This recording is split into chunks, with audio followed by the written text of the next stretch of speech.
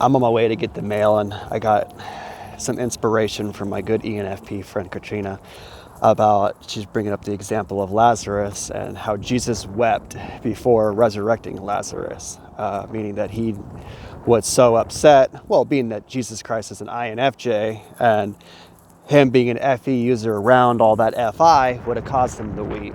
And so that's kind of a nice little thing about that. And then she brought up, why would the church condemn Jehovah's Witnesses from weeping? You're not condemned from weeping as a Jehovah's Witness, but you have to understand there's difference between doctrinal culture and then, culture and doctrinal issues.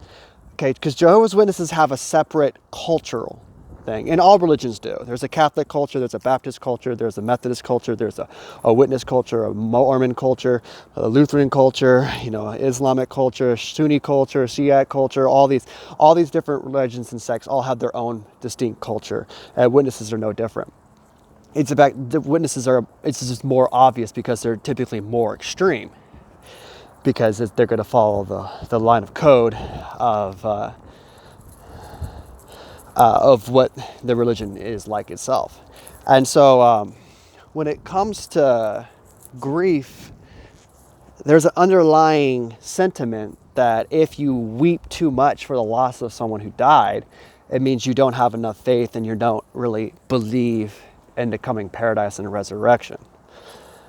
And so it's not that you can't weep at it, but most people and most witnesses in general, to all really circumstances, they try to hide and suppress natural emotional abilities, because this is what you have to do, to get by, because it's such a snitch culture that everything you do. Interesting. I got an email saying it was delivered and it's not here. All right. Good job, eBay. Well, here's a UPS truck. Maybe this is going to do it.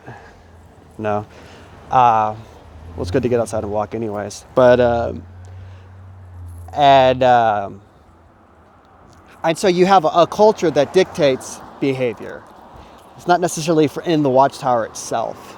It's throughout, Jehovah's Witnesses and things like that. There's what's in the written word, what they consider Bible truth, what's in Watchtower's word, which they get from the literature, and then there's the cultural word of what people can and can't do. Now, myself as a nomadic person, I've been in 8 different congregations in multiple states, and I can attest that these cultures change depending on where you are.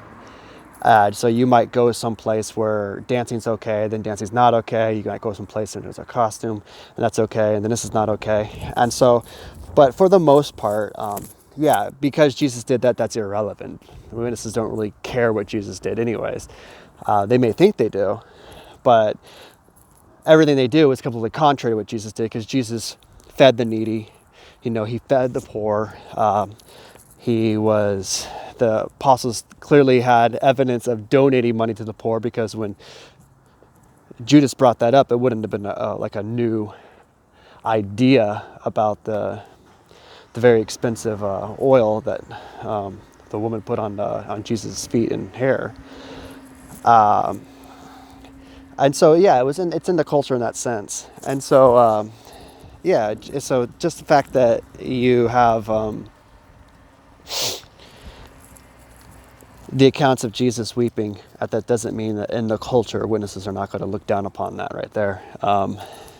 Now, granted, then on the other side of the fact, you'll get counsel from Watchtower headquarters to be more empathetic towards each other in that kind of sense, but that really doesn't change what the culture is, because let's just face it, SJs are going to keep things status quo.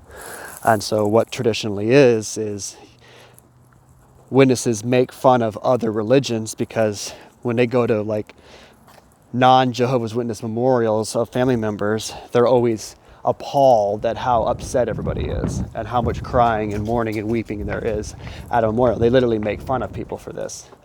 And the reason why is because, and then they justify this by saying, we have the true hope, and that's why we don't cry as much at ours as they do. So anyways, that's my thoughts on there to answer your question.